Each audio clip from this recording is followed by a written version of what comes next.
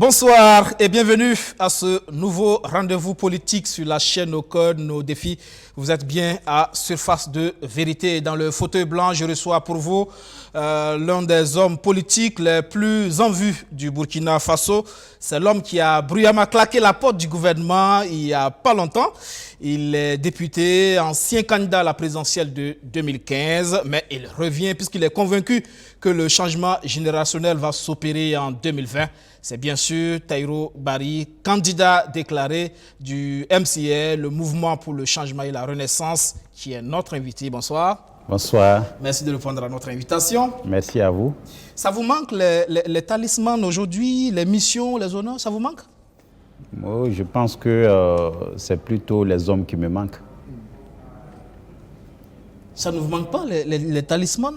Non, je pense qu'on était tellement absorbés par l'intensité des actions que nous n'avons pas véritablement senti une quelconque aisance ou un quelconque avantage dans l'exercice de notre mission. Je pense que c'est plutôt les hommes qui me manquent. Okay. Comment vous sentez-vous aujourd'hui en dehors de la gestion de la chose publique? Je suis plus ou moins à l'aise, serein, engagé dans une réflexion sur les enjeux du moment, sur les attentes du peuple, sur le cheminement de notre nation. Aujourd'hui, je regarde avec une certaine hauteur tout ce qui se passe et grâce à Dieu, je crois que j'arrive à me faire une certaine opinion assez objective de la situation. Sûrement une expérience de plus. Vous êtes peut-être aujourd'hui mieux placé pour comprendre que ce n'est pas si facile de gérer un pays. Oui, ce n'est pas facile de gérer un pays parce que cela implique la gestion des hommes. Pour gérer des hommes, je pense que le philosophe l'a dit, l'homme en lui-même, il est ondoyant, merveilleux, divers. Il faut être dans une certaine mentalité, avec un certain bagage de management pour pouvoir coordonner les énergies afin de réaliser un certain nombre d'objectifs. Ce n'est pas facile et c'est quand même ce qui fait le charme de la fonction politique ou de la fonction de direction. Arriver à relever les défis pour réaliser les meilleurs résultats selon les objectifs. Je l'ai dit, vous avez claqué bruyamment la porte du gouvernement à l'époque. Vous avez eu des mots durs à l'endroit de l'exécutif, notamment du président du Faso. Avec du recul, est-ce que vous avez des regrets par rapport à tout ce que vous avez dit à l'époque? Je peux vous avouer que j'ai quelques regrets par rapport à ceux qui ont considéré que mes propos ont été vus comme une offense au chef de l'État. Mon éducation m'interdit de tenir des propos irrespectueux, d'avoir une certaine impertinence envers mon prochain, surtout lorsqu'ils sont des aînés ou des pères pour moi. Cela a été très loin de mon intention. Mon intention était de dire la vérité, ce que je pense en toute bonne foi. Je l'ai dit, je l'assume. Et je pense que aujourd'hui, ce qui importe pour moi, c'est le jugement de l'histoire et surtout la voix de ma conscience. Si l'histoire me condamne pour avoir relevé les 5 raisons qui ont déterminé ma démission, je vais l'assumer pleinement. L'autre aspect que je peux relever en termes peut-être de regret, c'est un peu apparemment l'incompréhension qui a été mise en avant du fait de ma démission. Ma démission n'est pas un acte de trahison. Je l'ai dit sur votre plateau, quand on n'est pas d'accord, on dit non. Le jeu de l'hypocrisie, le jeu des courtisans, je refuse de m'y installer. Parce que l'histoire a toujours démontré que c'est le peuple qui triomphe toujours, c'est loin et très loin les courtisans. Alors, vous êtes parti. Aujourd'hui, votre successeur, il a d'ailleurs été sur ce plateau, il a relevé quelques griefs dans votre gestion. En tout cas, il ne manque pas l'occasion aussi de dénoncer votre gestion à la tête du ministère de la Culture. Écoutez, en ce qui concerne mon frère et ami Sango Abdoul Karim, si je dois répondre à ces élucubrations, je serai sur votre plateau chaque semaine. Je crois que je me suis donné le devoir, par respect à la fonction ministérielle, par respect à tous ceux avec qui j'ai travaillé au niveau du département de la culture, je me suis donné un droit de réserve. Mais il y aura certainement un temps où s'il y a lieu, par voie de conférence de presse, que je clarifie un certain nombre de choses. En tout cas, il a relevé pas mal de dysfonctionnements, la gestion des finances, mais au-delà, c'est aussi, pour lui, il a fait le bilan de sa première année à la tête de ce département ministériel. C'est beaucoup plus une rationalisation des dépenses, chose qui visiblement ne semble pas être le cas. Bon, je crois que je n'ai vraiment pas envie de faire une critique sur la gestion de M. Sango Abdoul Karim, pour les raisons que j'ai évoquées tout à l'heure. Mais en mettant en avant ma gestion du ministère, je le dis, je l'assume, je suis fier de cette gestion. Je l'ai engagée de bonne foi. Je l'ai engagée avec toute mon énergie, avec les conseils avisés de mes techniciens, de mes conseillers, des aînés, des acteurs de la culture, des artistes, des personnes d'une certaine maturité. Je l'assume aujourd'hui. Ces soutiens tous azimuts à des projets culturels, l'ASE d'ailleurs, vous avez épinglé. Oui, les soutiens que j'ai accordés, je les accordés sur la base de mes prérogatives de promotion, de valorisation et naturellement de sauvegarde de notre patrimoine culturel, artistique et touristique. Je l'ai fait en ayant à l'esprit de rentrer dans l'objectif qui m'a été assigné.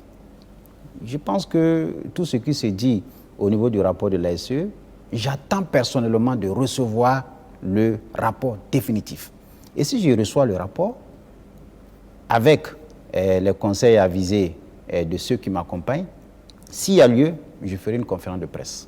Pour le moment, il me paraît hasardeux. Vous n'avez pas encore reçu le rapport définitif? Je n'ai pas reçu le rapport définitif. Tout ce que j'entends, c'est par voie de presse. C'est par voie de presse. Et je suis souvent amené à répondre à certaines bribes d'informations sans véritablement avoir la teneur de ce qui m'est reproché, en dehors naturellement du rapport provisoire. Et le rapport provisoire, je crois savoir qu'au regard des réponses que j'ai apportées, il aurait dû évoluer. Mais cette évolution, je n'ai pas véritablement connaissance de cela. Et sur la question du âge, là, vous avez eu des regrets aussi? Oui, sur la question du âge, j'ai dit clairement que dès lors qu'elle touche ma foi, je ne saurais laisser cette question aux mains de la polémique. C'est pourquoi j'ai décidé de rembourser le montant qui m'a été octroyé pour effectuer ce H. Je l'ai remboursé. Mais je dis... Vous l'avez remboursé? Je l'ai remboursé.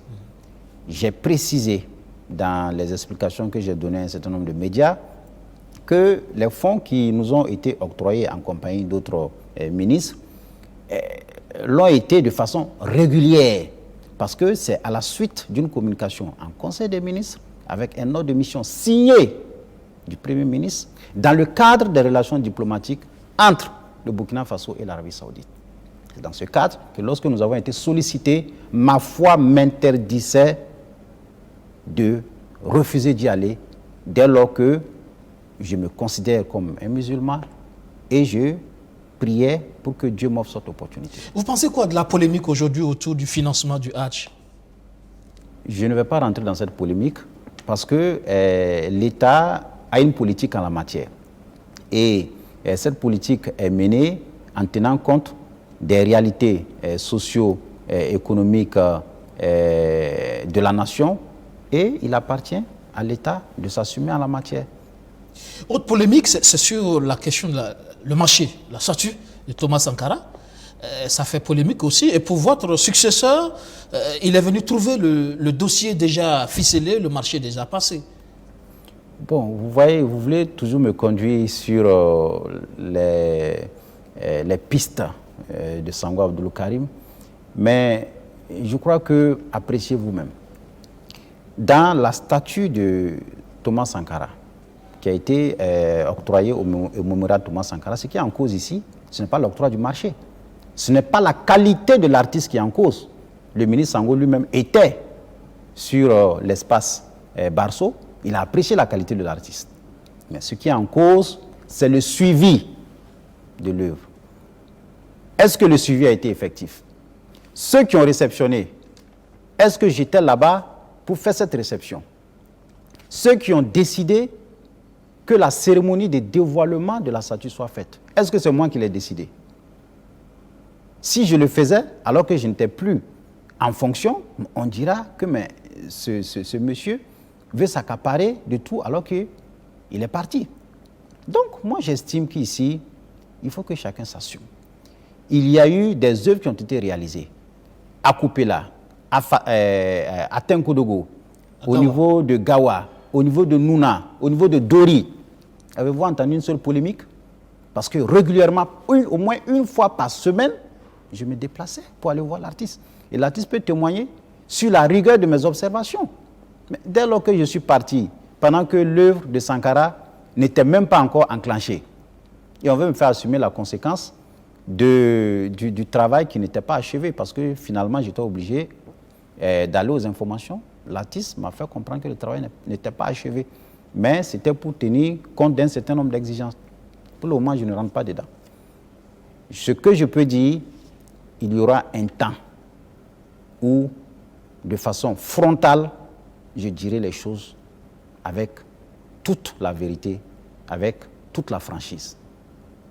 Et ce temps, ça sera quand? Mais ça viendra, ça viendra. À votre temps, il y avait les génies au FESPACO? Bon, c'est encore des propos que j'ai entendus. Il faut dire que, bon, personnellement, je n'ai pas eu le privilège de discuter avec les génies. Tout ce que je sais, c'est que sous ma fonction, j'ai essayé d'engager le dossier. En Conseil des ministres, nous avons inscrit, disons dans le budget, nous avons inscrit 890 millions pour achever les travaux. Avec les autorités coutumières, il y a un certain nombre de sacrifices qui ont été demandés et qui ont été faits. Donc, pendant que nous, on quittait le ministère, la question de l'inscription budgétaire était toujours d'actualité jusqu'à ce qu'il y ait régulation avec les 300 milliards globalement qui ont été régulés au niveau de l'État. Donc, nos 890 millions pour l'achèvement de la salle de conférence du FESPACO ont été également régulés. Voilà l'information que j'avais. Je n'ai jamais appris, ni par mes conseillers, ni par les agents du FESPACO que j'ai rencontrés, que les génies s'opposaient à l'achèvement des travaux.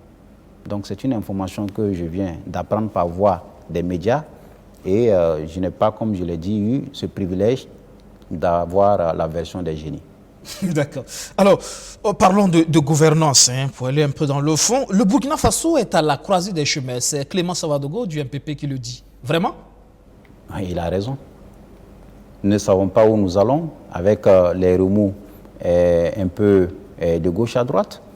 La peur de l'avenir, les angoisses n'ont jamais été aussi fortes. Les Burkinabés ne savent pas ce que demain nous réserve. Et ça, c'est une grosse inquiétude. Alors, il y a une fragilisation aujourd'hui du tissu social, beaucoup plus le fait du discours politique ou c'est juste pour vous une question de gouvernance? Je crois que Quand ici, je parle de discours politique, ça veut dire que ce soit la majorité ou l'opposition, vous êtes peut-être tous responsables par rapport au discours que vous tenez. En parlant du tissu social, vous touchez là à la question sensible de la cohésion sociale. Mais vous savez, dans une nation, il faut absolument que la question de la cohésion sociale soit une entreprise permanente, soit une quête sans cesse renouvelée. Et je suis au regret de vous dire que jusqu'à aujourd'hui, dans un pays qui compte près d'une soixantaine de groupes ethniques, que jusqu'à aujourd'hui, nous n'ayons pas une stratégie, une politique de cohésion sociale. Parce que quand on parle de stratégie de cohésion sociale, c'est quoi? C'est de déterminer les éléments qui sont susceptibles d'entraîner une crise et de faire en sorte que ces éléments ne compromettent pas la paix sociale, la cohésion pacifique. L'anticipation. L'anticipation. Je crois que récemment, le gouvernement, visiblement, semble avoir pris conscience, puisqu'il y a, au niveau donc, du découpage ministériel, la question de la cohésion nationale est bien introduite. Oui, ce n'est pas les départements ministériels, l'organigramme, ce n'est pas ça qui compte. Il faut une stratégie, il faut une politique.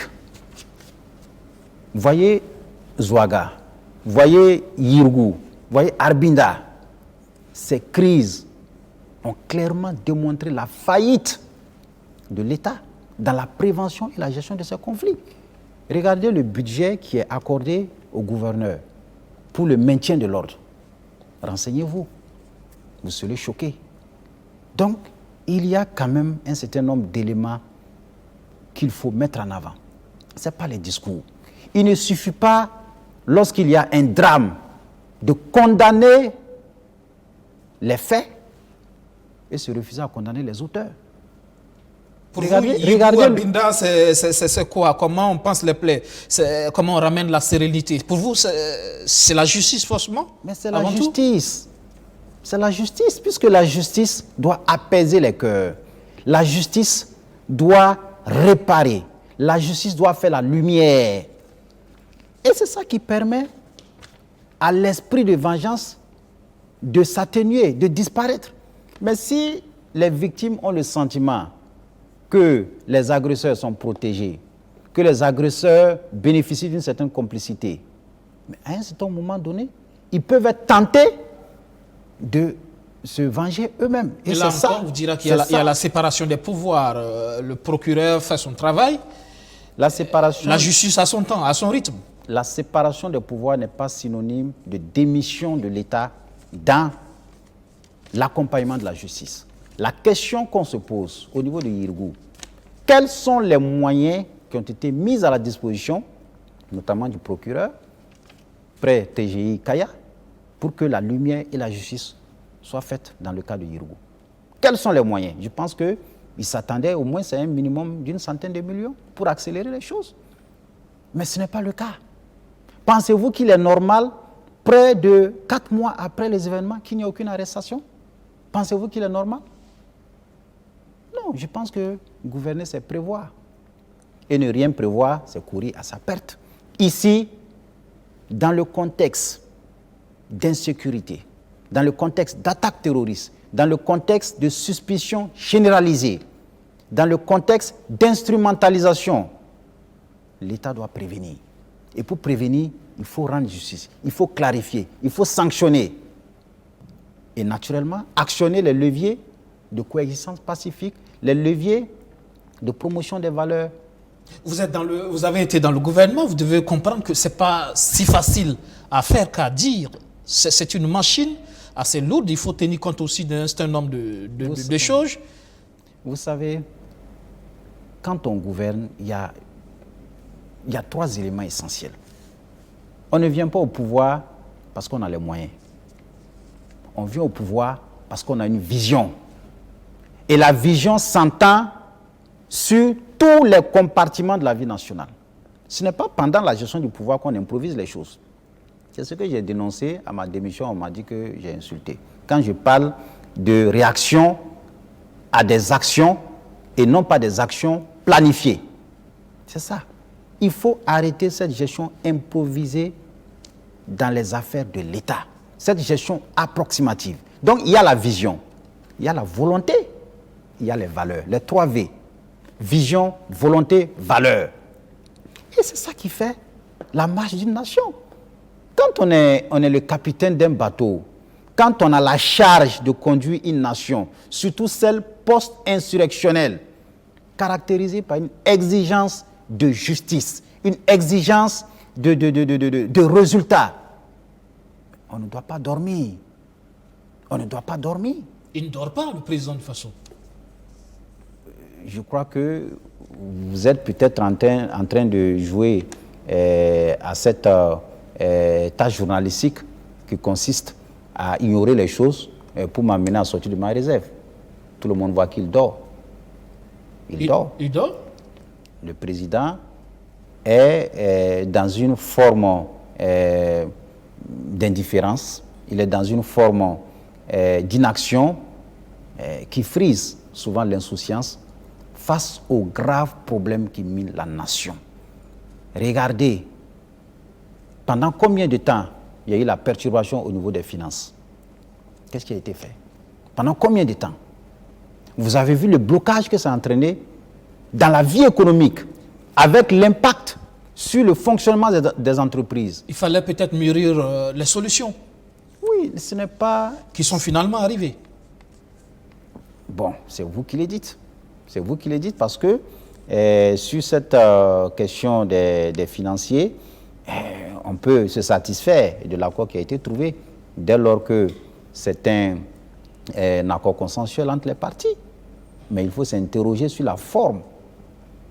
Est-ce que cette forme n'a pas tué la remise à plat pour encore ressusciter ce cas par cas qui a fait tant de mal à notre économie à travers des grèves, près de 300 jours, plus de 300 jours d'arrêt de travail, la prise en otage du service public. On avait salué quelque peu la remise à plat, mais avec cette forme de gestion, personnellement, je crains fort que ce ne soit un retour vers le cas par cas. Est-ce que le gouvernement avait le choix? Mais on a dit qu'il y aura remise à plat. La remise à plat suppose que tous les acteurs s'y retrouvent, que des discussions franches soient menées, que des discussions sincères soient menées. Parce que ici... Mais n'est-ce pas justement là la preuve que, effectivement, cette rencontre sur la remise à plat, la rémunération, est-ce que ce n'est pas justement que le gouvernement finalement s'est rendu compte qu'en réalité, c'était juste un forum qui n'a pas eu véritablement des solutions aux problèmes? Non, mais quand on commence quelque chose, il faut aller jusqu'au bout. Mais faire un pas en avant et deux pas en arrière, c'est du surplace. Parce qu'on a vu toute la polémique qui a entouré effectivement l'organisation de cette rencontre. Les syndicats les plus représentatifs ont boycotté à l'époque la chose parce que pour eux, il fallait discuter des richesses, pas seulement des salaires, et qu'il ne fallait pas associer tout le monde. On a associé les pouvoirs, les forces morales, etc. Pour eux, effectivement, le cadre ne pouvait pas être là, ce cadre-là qui allait permettre de sortir du problème. En la matière, c'est le dialogue. Si je prends le cas du Front social, c'est un avis, peut-être que je me trompe. Est-ce qu'il n'y avait pas lieu que le président du Faso rencontre les responsables syndicaux? Avez-vous déjà entendu une telle rencontre? C'est vrai que le cadre dialogue gouvernement-syndicat depuis un bout de temps n'existe plus. C'est d'ailleurs l'appel que l'unité d'action syndicale a lancé au gouvernement à l'occasion de la fête du 1er mai, fête du travail justement, rétablir ce cadre de dialogue. Oui, ce cadre de dialogue est nécessaire. Mais à un moment donné, quand on voit qu'il y a une composante importante de notre nation qui ne se sent pas valorisée, qui ne se sent pas prise en compte dans les différents processus. Mais à un moment donné, au regard des perturbations que cela entraîne, à mon humble avis, le président du Faso pouvait rencontrer les responsables syndicaux et aborder la question de façon franche, de façon sincère. Parce que si cette question des revendications n'est pas traitée avec responsabilité, on va s'acheminer vers l'effondrement de l'État. Parce que vous avez des recettes fiscales qui sont absorbées à 90% par les charges de fonctionnement courantes. Est-ce qu'avec 10%, on peut réaliser l'investissement qui puisse nous permettre d'aller vers l'émergence. Mais les travailleurs vous disent que ce n'est pas le fait des salaires, c'est plutôt le fait de ces avantages assez énormes qu'on accorde à ces ministres, à ces présidents d'institutions. Vous étiez ministre, vous savez quels sont les avantages que vous avez. Je n'ai pas parlé de salaire. Je dis 90% des recettes fiscales sont absorbées par les dépenses courantes. Et dans les dépenses courantes, il y a les salaires, il y a les charges de fonctionnement. C'est important. Maintenant, la politique visant à réduire le train de vie de l'État, je ne sais pas si c'est ici que je l'ai dit, il faut absolument aller vers la suppression des institutions qui n'ont aucune utilité pour notre gouvernance. Le médiateur du Faso, par exemple? Oui, je le pense. Le médiateur du Faso, le Conseil économique et social, ce sont des institutions qui peuvent être remplacées par des structures légères. Pourtant, ce sont des institutions qui demandent à avoir le budget augmenté. Je pense qu'au niveau du médiateur du Faso, c'est déjà fait. C'est ma grande sœur que je respecte beaucoup pour son engagement, pour son dévouement. Mais je pense que au-delà de sa personne, c'est l'intérêt et l'avenir de notre pays qui est en jeu. Ce qu'il faut, c'est de réduire au maximum le train de vie de l'État. Et les propositions sont énormes. Au-delà des institutions à supprimer, on peut même aller sur l'Assemblée nationale pour, par exemple, envisager la réduction du nombre de députés. Pensez-vous qu'on a besoin de 127 députés aujourd'hui pour consentir l'impôt, voter la loi, contrôler l'action du gouvernement? Sous le CNT, ils étaient combien? Est-ce qu'ils ont été moins efficaces que maintenant? Ça, c'est des réflexions qu'il faut mener. Mais je ne dis pas que les charges de fonctionnement de l'État sont alourdies par les salaires. Non.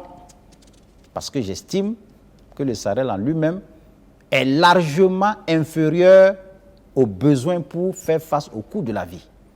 Vous prenez le salaire d'un fonctionnaire catégorie A1, s'il est en location, s'il paye la scolarité dans un établissement au regard de la privatisation de l'éducation, s'il se soigne en cas de maladie, je ne pense pas qu'il puisse faire quelque chose encore. Ça, c'est une triste réalité. En tout cas, le Premier ministre a annoncé des séminaires gouvernementaux pour plancher sur le sujet justement de la réduction du train de vie de l'État. On attend de voir. On attend de voir. Alors, pour Arbinda, comme on l'a dit, il y a eu Yirgou, mais après, il y a eu Arbinda. Est-ce un lien de cause à effet, la conséquence du fait qu'il n'y a pas eu de justice, qu'il y a eu impunité, peut-être? C'est ça. Est-ce que c'est ça, peut-être, qui a encore engendré Arbinda? Je pense que, je reviens sur ce que j'ai dit, il faut une stratégie de cohésion sociale. Il faut une politique. Quand on examine les racines du mal, c'est lié à quoi? L'exclusion sociale, la misère, la pauvreté, le manque d'éducation, la non-appropriation des valeurs. Tout ça, c'est des politiques qu'il faut intégrer dans un document de référence. Dans le cadre du G5 Sahel, ce volet est développé justement. Bon, le G5 Sahel, je suis obligé de le dire, ce n'est pas le G5 Sahel qui nous sortira de l'ornière. Le G5 Sahel est conçu de l'extérieur, tributaire du financement extérieur. Il y a le programme d'urgence pour le Sahel, ça c'est burkinabé. Ça c'est burkinabé, mais nous sommes à combien de pourcents de financement?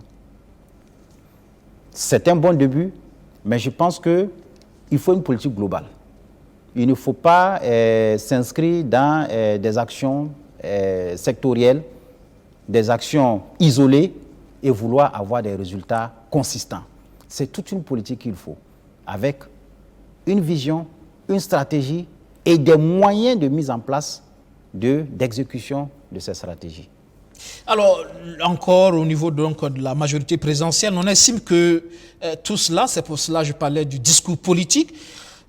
Au niveau de l'APMP, on estime qu'il y a trop d'agitation politicienne frénétique au niveau de l'opposition et que l'opposition devrait plutôt s'intéresser aux problèmes des Burkinabés plutôt que de faire dans l'agitation. J'ai suivi la conférence de presse et j'ai été quelque peu surpris par les propos de mon frère et ami Sawadogo. Et je me suis même demandé si c'est lui qui a rédigé la déclaration. Parce que j'ai entendu dire, par exemple, sur la question du dialogue, qu'il n'était pas question d'accepter les préalables de l'opposition parce que, tout simplement, nous n'étions pas en crise institutionnelle. Bon, je suis vraiment très surpris. Je me suis demandé si on vit dans le même... Pour lui, les institutions fonctionnent, normalement. Les institutions fonctionnent. Les institutions ne sont pas bloquées. Les institutions fonctionnent dans un pays où l'autorité de l'État est effondrée, dans un pays où l'incivisme s'est généralisé, dans un pays où la justice est paralysée, dans un pays où l'administration a disparu dans un certain nombre de zones. Quand même. Ne voyez-vous pas que nous sommes au bord du gouffre? Quand je prends la situation de la coexistence pacifique entre les communautés, pour les spécialistes de l'analyse des conflits, il y a trois éléments. Il y a la maturation, il y a l'allumage, il y a la volonté confligène. Ce sont ces trois éléments réunis qui déclenchent la crise. Nous avons déjà dépassé les deux étapes, la maturation et l'allumage. Il suffit qu'il y ait une volonté confligène et tout s'embrasse. Et il dit qu'il n'y a pas de crise. Le pouvoir a l'impression que vous faites dans la dramatisation. Non, ce n'est pas de la dramatisation. Il faut avoir le courage de se dire la vérité. Le devoir de vérité est une exigence de notre conscience. Nous n'avons pas le devoir de rester muets, de rester silencieux face à la dérive actuelle dans la gestion de notre État. Parce que c'est notre nation commune. Si elle brûle, personne ne s'en sortira. Mais il faut avoir le courage de dire ce qui ne va pas. Mais est-ce qu'on le dit de mauvaise foi? Le courage de le dire et de proposer des solutions, si on veut que ça marche. Mais c'est les solutions que nous proposons. On vous dit d'aller à un dialogue, mais on refuse le préalable. Mon frère, je te pose une question. Penses-tu discuter du prix de la tête d'un lion sans savoir comment cette tête va être livrée? C'est un minimum. On dit que pour le dialogue, il faut essayer de l'intégrer dans un cadre réglementaire. Les points consensuels, les points non consensuels, quel est le sort qui leur sera réservé? Le suivi. Le deuxième point, le suivi, la mise en œuvre, comment il va s'effectuer. C'est des questions élémentaires. Et même au-delà des questions de démocratie, d'élection, l'opposition a proposé 6 axes. Mais ce sont des axes qui préoccupent l'ensemble des Burkinabés. La question de la coexistence pacifique entre la communauté, l'insécurité, la question de la gouvernance, les questions sociales, c'est autant de préoccupations qui doivent être discutées. Et c'est dans la discussion qu'on peut asseoir le ciment de la confiance qui puisse véritablement souder les fondements de l'ordre républicain. Mais sans dialogue, chacun dit de son côté, et on a l'impression qu'il y a une agitation stérile qui n'arrange personne. Le problème, justement, on se dit, le dialogue politique, pourquoi, quelle finalité, c'est quoi la sincérité des acteurs pour qu'on puisse sortir de là avec quelque chose de bien pour le peuple burkinabé. En fait, c'est ça. Vous savez, le dialogue est une nécessité actuellement. Ce n'est pas parce que ceux qui sont à la tête du pays ont été élus à 53% qu'ils vont se sentir seuls dans la gestion de la destinée de notre nation. Aujourd'hui, le Burkina Faso est en crise et on n'a pas besoin de porter des verres correcteurs pour le savoir. Qu'est-ce qu'il faut faire? Il faut une discussion sincère, il faut un dialogue sincère. Et dans l'art du dialogue, ce qui est important, ce n'est pas de parler, c'est de s'écouter. Et si on s'écoute, on convient d'un certain nombre de décisions, de recommandations. Comment elles vont être mises en œuvre? Je pense que si on est sincère, il n'y a aucun souci d'y aller. Prenez le cas du CCRP en 2011, quand il a été question de discuter. Mais qu'est-ce qui avait été dit au début? On avait dit que les points consensuels seront exécutés et les points non consensuels resteront en l'état. Mais quand il y a eu la fin des travaux, qu'est-ce que le président a dit? À la grande surprise, il a dit, les points consensuels, ok, on l'applique, mais pour les points non consensuels, la discussion se poursuit. C'est pour éviter tout ça. C'est pour éviter tout ça, parce qu'il y a quand même une expérience qui est derrière nous. Parce que là, du dehors, quand on regarde un peu l'ensemble des acteurs, on a comme l'impression justement qu'il y a un jeu de dupes. C'est pour ça qu'on pose la question de la sincérité. On a l'impression que effectivement la situation est telle que le pouvoir cherche à rassembler, à trouver un consensus pour leur permettre de se sortir d'affaires. Et au niveau de l'opposition, le pouvoir a l'impression que l'opposition veut grignoter des places, un peu peut-être en arriver à la situation du Mali où on arrive peut-être à former un gouvernement d'ouverture. Non, moi je pense que ici, ce qui est en jeu, c'est la sincérité, c'est la franchise dans le dialogue. Il faut éviter que, au cours des discussions, il y ait un certain nombre de points qui soient abordés et qu'après, chacun se retourne à la maison sans suite. Ça ne sera rien d'autre que de la théâtralisation de la vie nationale. On n'en a pas besoin. Ce qui est important, et s'il y a lieu de faire intervenir nos grands acteurs de la chefferie coutumière et religieuse. On a l'impression qu'on a fini par discréditer encore ces forces morales qui devaient constituer les derniers ressorts. Regardez un peu tous ces protocoles d'accord signés sous le regard de ces forces morales, mais qui après ne sont pas mis en œuvre. Bon, je pense qu'en la matière, ce sont les témoins qui doivent voir les mécanismes d'interpellation. Parce qu'ici, c'est leur crédibilité qui est en jeu. Parce qu'on a vu justement des organisations syndicales, notamment l'Organisation nationale des syndicats libres, se plaindre du fait qui dit avoir été trahi après avoir participé à la remise à plat donc, des salaires à cette rencontre, et après qui est un peu surpris de voir que à côté de cela, l'État, le gouvernement ait trouvé un consensus avec la coordination des syndicats des finances. Donc ces organisations syndicales estiment avoir été trahies et estiment que même si elles ne sont pas représentatives, on aurait pu penser aussi à toutes ces forces morales, ces chefs coutumiers qui étaient là, ces forces religieuses qui ont participé à cette rencontre. C'est comme si quelque part on manquait de respect à toutes ces entités. Bon, je pense que c'est un avis qui pèse.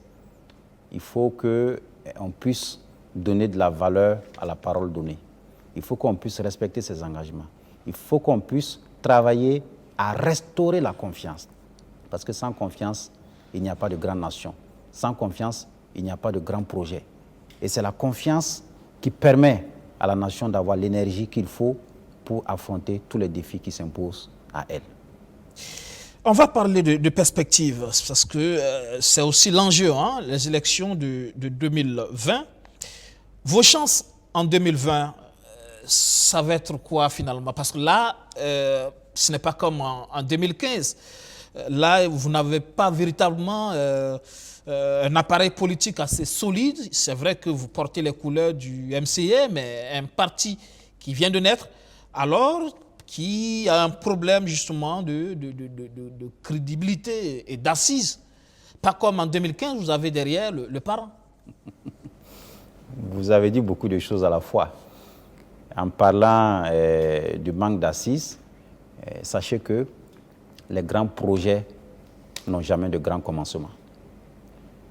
Deuxièmement, sur notre chance, il faut effectivement relever que beaucoup nous ont déjà affublés de la tunique de candidats perdants. Il y a certains, notamment les partisans du parti au pouvoir, qui commencent déjà à crier victoire et qui pensent à la gestion de 2020 déjà. Et en la matière, c'est une sagesse que j'aimerais rappeler, la sagesse de la Bible, Corinthiens 10, 12, que celui qui se croit debout prenne garde de tomber. Dans la vie, tout ce qui paraît irréversible, tout ce qui paraît intouchable peut s'écrouler du jour au lendemain. Nous nous disons, si, et de façon sincère, si la compétition électorale à venir se mue en une compétition de moyens, nous allons mordre la poussière.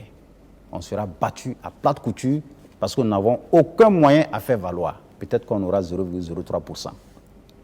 Mais ça sera en même temps une défaite de la démocratie. Et je ne pense pas qu'au stade actuel, même les candidats qui vont affronter le parti au pouvoir aient les moyens qu'il faut pour affronter celui-là qui est au pouvoir. Je dis que nous devrons nous battre plutôt pour que la prochaine élection soit une compétition d'idées, une compétition de projets. Et c'est au prix des débats, c'est au prix des échanges que l'électeur doit se déterminer. C'est un combat collectif, c'est un combat de la société civile, c'est un combat des partis politiques. Et avec l'accompagnement de l'UPC, les conseils avisés du groupe parlementaire UPC, personnellement, j'ai introduit une proposition de loi pour limiter les dépenses de campagne. Parce que si les dépenses de campagne ne sont pas limitées, on n'aura pas affaire à une compétition électorale, on aura affaire à une plutocratie. Et ce n'est pas ce que le peuple insurgé a voulu en prenant des risques pour ce changement. En 2015, il y a eu déjà des efforts, mais ça n'a pas empêché de contourner un peu les textes. Oui, mais il faut se battre. Il faut se battre. On a vu la question des t-shirts, on a vu quand même que beaucoup d'argent a été... on a déversé beaucoup d'argent dans la campagne en 2015. Vous savez, monsieur... Malgré les textes. Monsieur Aubin, aujourd'hui, c'est un combat collectif. Il ne faut pas qu'on se leurre. Parce que l'histoire nous a toujours enseigné. Si vous obtenez le pouvoir au prix de vos moyens, au prix de la corruption électorale, mais votre pouvoir va être entaché d'une crise de légitimité. Vous n'irez nulle part. Prenez le cas en Tunisie avec Ben Ali. En 89, il a été élu avec 89%. Naturellement, avec tout ce qu'il y avait comme système dévoyé. 2 ans après, il a fui son pays. Le président Compaoré, en 2010, il a été élu avec 80%. 1 an après, il s'est réfugié à Zignaré. 4 ans après, il est à l'extérieur. On doit se battre pour que l'élection, véritablement le suffrage, reflète la volonté réelle du peuple conscient et responsable. Donc il faut retoiletter les textes, le code électoral? Mais c'est tout un ensemble de travail qu'il faut mener. Mais le problème, c'est qu'on a l'impression qu'aujourd'hui, l'opposition ne travaille pas, n'anticipe pas sur ces questions, justement. Non, je vous dis que le groupe parlementaire UPC, dans lequel je suis, a décidé de s'approprier cette proposition de loi. Il y a eu des travaux qui ont été menés et en concertation avec les autres groupes parlementaires de l'opposition et même avec nos amis du pouvoir, nous allons essayer de faire triompher cette proposition de loi.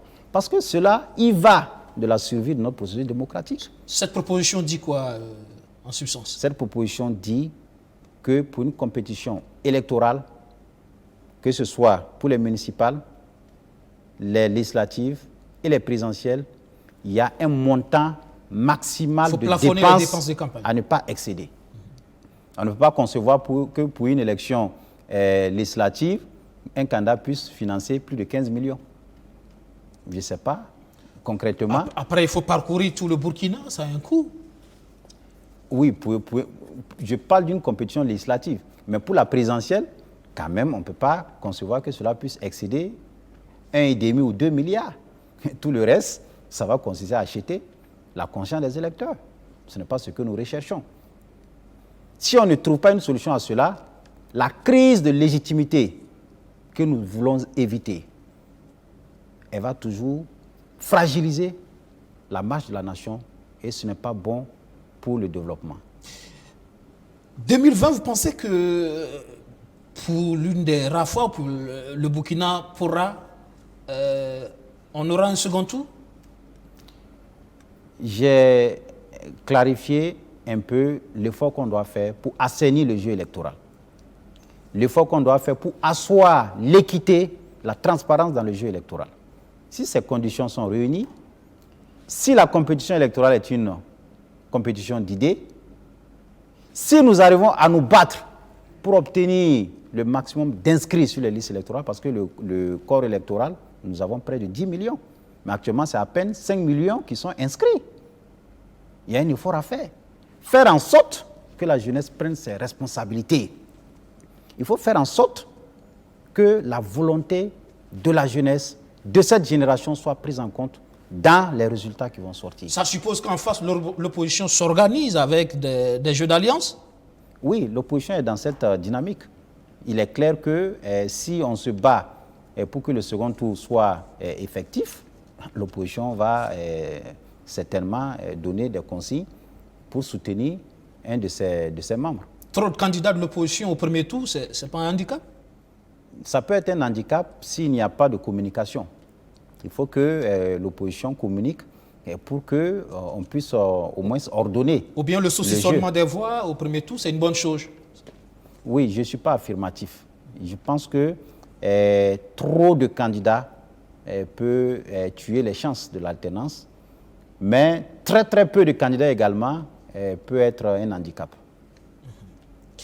Alors, en cas de second tour, est-ce que c'est possible que le Tahirou Barry fasse alliance avec le MPP? Non, je pense que vous êtes en train de faire de la fiction politique qui ne me paraît pas réaliste. C'est pas envisageable? Je n'ai pas imaginé une seule seconde ce scénario. Parce qu'on a été surpris avec le parent que vous avez rejoint la majorité à l'époque. Bon, on ne va pas revenir sur les différents débats qui ont été menés pour qu'on en arrive là.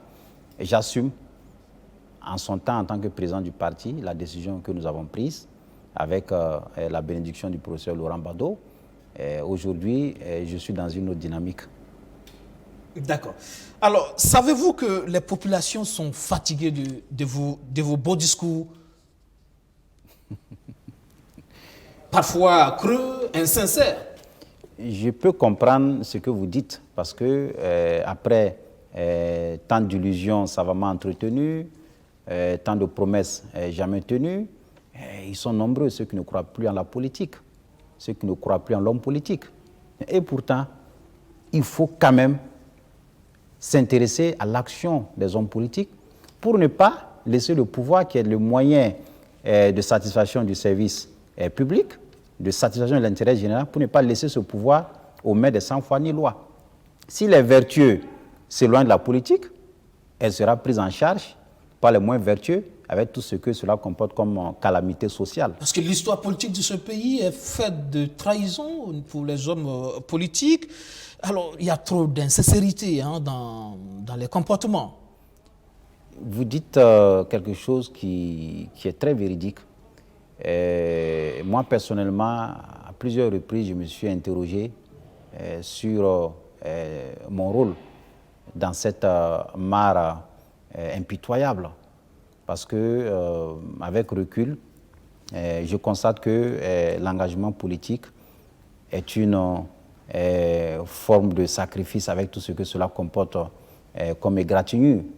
Mais comme on le dit, on ne peut pas enlever des fleurs souvent sans se faire égratigner. Ça fait partie de la vie, il faut faire avec. Mais quand on s'y engage, il faut s'attendre à être véritablement déçu quelques moments. On a l'impression aussi que l'ensemble de la classe politique burkinabé ne pense qu'à 2020. Mais savez-vous aussi que sans sécurité, il se peut qu'il n'y ait pas d'élection en 2020? Oui. Si l'insécurité se généralise, les élections peuvent être compromises. Ne souhaitons pas cela. Les forces de sécurité et de défense sont sur le terrain. Je profite de rendre un hommage grandiose à tous ces braves personnes qui sont sur le terrain, qui se saignent, qui prennent chaque jour des risques. J'ai également une grande pensée à tous ceux qui ont été victimes, qui nous ont quittés. Les forces de l'ordre abattent un travail sérieux. Il faut les encourager. Et quand j'ai l'occasion de faire mes voyages, je n'hésite pas à passer les dire bonjour et à les encourager dans leur due mission. Et je crois que nous devons cultiver notre foi en l'avenir en ce qui concerne notre victoire sur ces forces du mal. Parce que la réalité, c'est un peu, je pense à la situation du Mali, où j'ai été pendant la campagne présidentielle. J'ai pu constater aussi que, effectivement, le fait que certaines localités, certaines zones soient en insécurité et donc inaccessibles par rapport au vote, ça a quelque peu fait le jeu du pouvoir. On a vu des urnes venir, des résultats venir de certaines localités du Nord, sans que l'opposition ne sache véritablement de quel village sont issus ces résultats, etc. Est-ce qu'il n'y a pas de crainte aussi à ce niveau? Oui, les craintes sont évidentes. Si la question sécuritaire n'est pas maîtrisée, par endroit, forcément, il y aura un certain nombre de défaillances. Il faut souhaiter que, notamment les 14 recommandations qui ont été prises à l'Assemblée nationale pour donner plus de force à nos agents de sécurité, que ces recommandations soient pleinement mises en œuvre. Et parmi ces recommandations, il y a l'accompagnement important des forces de défense et de sécurité en termes d'effectifs, en termes de motivation, en termes d'équipement, en termes de renseignement. Il y a également cette loi de programmation militaire de près de 725 milliards qui a été adoptée et qui doit concourir à aider ces forces de défense et de sécurité à réussir leur mission. Donc, nous sommes optimistes et nous estimons qu'en la matière, il faut leur faire confiance. La fraude électorale, ça vous inquiète? Parce qu'en Afrique, quand on a le pouvoir, on a les moyens aussi pour ça. Ceux qui vont se risquer à ce jeu auront en face le peuple. Parce qu'on ne doit pas oublier d'où on vient. D'accord. Alors, nous sommes en fin d'émission. Vous allez me dire ce que vous pensez de Abdou Karim Sango. Abdou Karim Sango dit qu'on démissionne publiquement d'un parti politique au nom d'une alliance avec le parti au pouvoir et subitement se retrouver dans le gouvernement au nom de cette même alliance, je pense que c'est une gymnastique acrobatique qui doit suffisamment nous renseigner sur la personnalité de l'homme. Chérif Sy? C'est un homme que je vois courageux, déterminé quand on lui confie une mission. Et je lui souhaite plein succès dans la tâche qui lui a été confiée actuellement. Roch Marc Christian Kaboré, terminé. Le président Roch Marc Christian Kaboré est fatigué. Et il a fini par fatiguer tout le peuple. Aujourd'hui, ce que nous souhaitons pour lui, c'est d'aller se reposer et d'écrire ses mémoires sur près de 30 ans d'engagement politique. Merci d'être passé dans le fauteuil blanc ce soir. C'est moi qui vous remercie. Mesdames, Messieurs, ça sera tout pour ce numéro de Surface de Vérité. Dans le fauteuil blanc, il y avait Tahirou Barry, candidat déclaré du MCR à la présidentielle de 2020. Merci de nous avoir suivis. Excellente soirée sur notre chaîne. Le bonsoir particulier à tous ceux qui nous suivent du côté de Libreville au Gabon. Bonsoir.